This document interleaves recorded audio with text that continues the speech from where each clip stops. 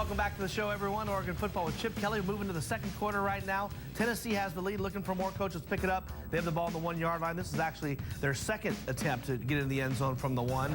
And they just are able to force their way in, and this place is rocking right now. Yeah, we did a nice job on first down. They got a little bit better push on second down. I was hoping we were going to get a goal line stand like we did against UCLA, but they were a little bit too big for us on the front line there. When the ball's inside the 1, it made it a little bit difficult for us. Coach, I thought this drive right here, even though the opening of the first play of the drive, a sack, to me, what Darren Thomas and what the offense did here really, again, created a little bit more confidence through what he was doing, get the ball out to midfield, and again, even no points out of this drive. There were some plays in here that I think, again, were real boosters for these guys. Yeah, and Darren really came of age. You know, we gave up a sack on the first down. We just missed an assignment up front, but then next play he comes back with a huge run to get us out, give us some breathing room, and give us an opportunity to punt, and then, again, pin them inside the 15-yard line and then let our defense start to operate. Jackson Rice, 43 yards. He had a great day. We'll talk more about him as we see some of his tremendous punting on the day, pinning the Volunteers back deep. Sims to Moore, then Sims for a couple. Poole going to take this one for 17 yards. They're still finding some gaps in the second quarter, Coach. Yep, and again, our guys, it's just a matter of, you know, a couple missed tackles here and there, but we felt like we're close, and you know, the one thing about it is there's no panic going on our sideline. We know what we got to do to finish this thing off, and it's a matter of getting everybody running the ball and playing hard, and you're starting to see that now. The more white shirts that just keep showing up in the picture making tackles. Well, and really for Poole, that was his last big run of the game. I mean, the Oregon defense really stuck it to him after that. 132 yards rushing in the first quarter. Tennessee had 50 after that, and that's it. And again, like you mentioned, Coach, some great adjustments defensively, and then the offense got it going here. Yeah, and Darren, you know, I know a lot of people made it out that he didn't run in the New Mexico game, and that wasn't by design. They just didn't force him to. These guys force him to run, and if you do, you're going to make him pay. And then if you leave guys open outside, you know, he's got a nice quick release. He's going to get the ball out to him and really made him pay with a quick game. 2 and 8 for 6 yards. Then LaMichael James starts to get it going here. Nice run up the middle for 11 yards. He follows that with a 12-yard run. Yeah, great vision by LaMichael, and we started running some more downhill plays for him, and I thought we started to pick up the tempo, and we could feel like we were wearing them down a little bit and starting to take, you know, these shots starting to take an accumulative effect on them. Is this where we take a break in the show because I have a cramp in my leg? Yeah. They were able to stop some things, and you know, they were trying to find a way to keep your offense slowed down. Coach, it's tough to do. Yeah, good coaching, I guess, but you can't have everybody fake an injury. Thomas out here rolls. Nice throw. Brandon Williams makes a great play down the sideline, cuts it back. 29 yards later, sets you up, and the Vols were able to hold you here at this point, Coach, but Rob Beard came in and made a really important 42-yard field goal to make it a one-possession game. Now you're within a touchdown. It all feels normal again. Yeah, we're starting to get points, and we're starting to answer, and we're moving the ball. We started deep in our own territory and to drive and get a field goal out of it.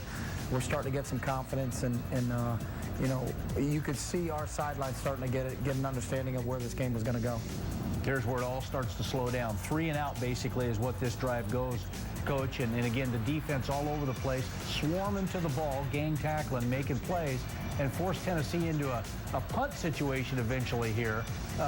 And a poor punt it is that gives you guys good field position. And again, the momentum off of a field goal right after this. A big 3 and out. We used the timeout in first down to stop the clock, and then they helped us out by throwing an incompletion on third down. So we got the ball back here in great shape with about 2:09 left on the clock with 2 timeouts, and you know, put us in a 2-minute mode. But our offense is in 2-minute mode all the time. So this is kind of how the pace we play at, and these are the style we play at, and I think our guys did a great job with it. And Darren was really, really good here. We start off with a screen to David. David does a nice job of getting the ball off the field. We get the chains moving a little bit, and now we're rolling, and this is playing our style of football right here. Thomas goes back to throw after that 16-yard gain. Looks for Paulson again. He's down on the ground. He just gets speared, and that's a 15-yard personal foul. That'll be a first down. That sets up the next play. Darren Thomas on 2nd and 6, looking for David Paulson. Thomas on the snap to throw again. Comes a blitz. They pick it up. He throws it down. It is Paulson. Touchdown, Oregon. David Paulson, when he makes a grab, it's a big one. And that is 6 points. And Oregon is right back in this ball game and an extra point away from tying it up with 1:04 left in the half. David Paulson has a knack for making big plays, doesn't he, Coach? Yeah, you know, he's just a clutch player for us. I know people talked about losing Ed Dixon, and what do you think you guys are going to be like? But I know having David back, I had a ton of confidence with him. I think he's one of the more underrated players in our conference, and he's always where he's supposed to be, when he's supposed to be. He's Mr. Dependable for us. 13-13 at halftime. That's the way it ended. Tennessee almost had to give you the ball back. They were able to use just enough time on the clock. And you guys had to have a little extra step going to the locker room. Kind of felt like the Cal game last year, Coach. You could see, from a fan standpoint, you could see the speed was really starting to catch up, even though the game was close early. And then, you know, we know what happened later in the game, but you guys must have been really excited to get back in the game, handle the crowd. Now we're back to even 13. Yeah, you know, we go in, it's tied at halftime, and I think we do a great job at halftime. Our coaches know exactly what we want to do. We're dialed in, we make the right adjustments. You know, there's not a lot of talking that goes on at halftime. It's very business-like. You know, this is what we're doing here, here's our attack. Go talk to our players for about 5 minutes and then head back out in the field and go play. Coach, you look at, you know, if I step back at the beginning of the game real quick, you guys win the toss, defer, and play defense first. And number one, what takes you through that decision-making mode? Because at halftime, it looks like a great decision based on the fact you got momentum, taking it into halftime, but why go on defense first? Well, we had confidence in our defense no matter where we're playing. And then also when you get into a situation like that, you're playing on the road, you know, we just felt like deferring. I wanted to see what their offense was going to do. You knew they were going to be a two-back team, and I didn't think they were going to be able to really, you know, try to do some trick plays or things like that early. That wasn't their modus operandi coming in, and I just felt confidence in our defense. I like our special teams. I like our kickoff cover team. We felt like we could win some field position battles kicking off, and then the other thing is that guarantees us we're getting the ball coming out of the second half. And you really settled down. You started making plays. Everything started to gel, so obviously taking that momentum into halftime was huge. Yeah, and you also don't want to put your young quarterback on the road first snap of the game when the crowd's going crazy. You know, it's us on offense, so, you know, usually there's a buzz in that first series no matter who has the ball, and if you can allow it to be your defense, and which is the veteran group for us, you know, we just felt like that was the right decision to make. I'd like to get a statistician working on the idea of if you score at the end of the half and score first to start the second half, the percentage of time you win the game. I mean, that's, I imagine, is pretty high, Coach. You score at the end of the half and again to start the second half, that's got to be a huge advantage for you. Yeah, especially when you're playing a younger team than you, and I felt like we were an older team coming in, so that touchdown right at the end of the first half was huge for us.